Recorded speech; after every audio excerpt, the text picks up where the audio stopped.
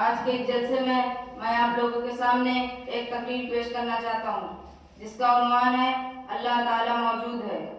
دیکھو شام کے وقت جب سورج چھپ جاتا ہے، دن کی روشنی غائب ہو جاتی ہے اور ہر طرف اندھیرا چھا جاتا ہے۔ جب تک لالٹین یا بجلی وغیرہ نہ جلائی جائے گھر میں اندھیرا ہی رہتا ہے۔ لالٹین خود بخود نہیں جل جاتی اور گھر میں روشنی آپ سے آپ نہیں پیدا ہوتی ہے۔ تو بھلا بتاؤ، سورج جس کی روشنی سے دنیا میں اجالا ہوتا ہے وہ آپ سے آپ کیسے پیدا ہو جائے گا؟ اس کا جلانے والا، اس کو روشنی دینے والا تو کوئی ہے اور وہ اللہ تعالیٰ ہے۔ تم روزانہ اپنے گھر میں دیکھتے ہو کہ جب تک آگ جلا کر کھانا نہ پکایا جائے اس وقت تک کھانا پک کر تیار نہیں ہوتا ہے۔ تو بھلا بتاؤ، وہ لکڑی جو آگ میں جلائی جاتی ہے، وہ آٹا جس کو روٹی پکتی ہے، وہ چاول اور گوشت، وہ ترکاری جو تم کھاتے ہو، یہ سب چیزیں آپ سے آپ کیسے بن گئی اور خود بخود کیسے تیار ہو گئی؟ ظاہر ہے ان سب چیزوں کا بنانے والا انسان نہیں بلکہ کوئی اور ذات ہے اور وہ اللہ تعالیٰ کی ذات ہے۔ اگر تم کو یہ خیال ہو رہا ہے کہ ہم نے اللہ تعالیٰ کو نہیں دیکھا ہے، بغیر دیکھے کیسے مان لے وہ ان سب چیزوں کا بنانے اور پیدا کرنے والا ہے،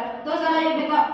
ذرا یہ بتاؤ، یہ کتاب جو تم پڑھ رہے ہو، اس کاغذ کو جس نے بنایا ہے کیا اس کو تم نے دیکھا ہے؟ کیا بغیر دیکھے تم نہیں مانتے ان کا بنانے والا کوئی ہے؟ یہ کپڑے جو تم پہنے ہو، اس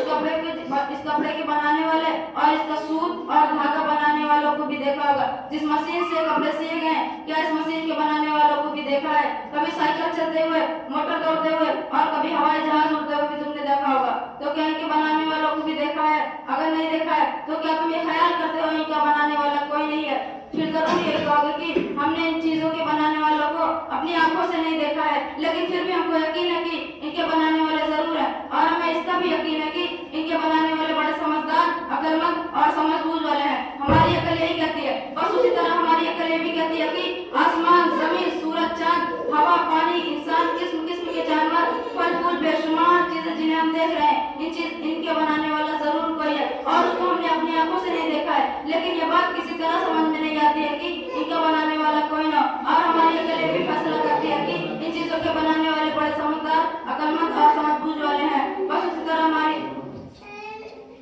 ان چیزوں کے اور اس نے سکتے جو بے جان اور بے سمجھ ہو، کمزور اور محتاج ہو، بلکہ وہ تو ایسا ہونا چاہیے جو خود زندہ ہو، دوسروں کو زندگی دینے والا ہو، جو ہمیشہ سے ہو اور ہمیشہ رہے، اس کی طاقت اور خود سب پر غالب ہو، سب اس کے محتاج ہو، وہ کسی کا محتاج نہ ہو،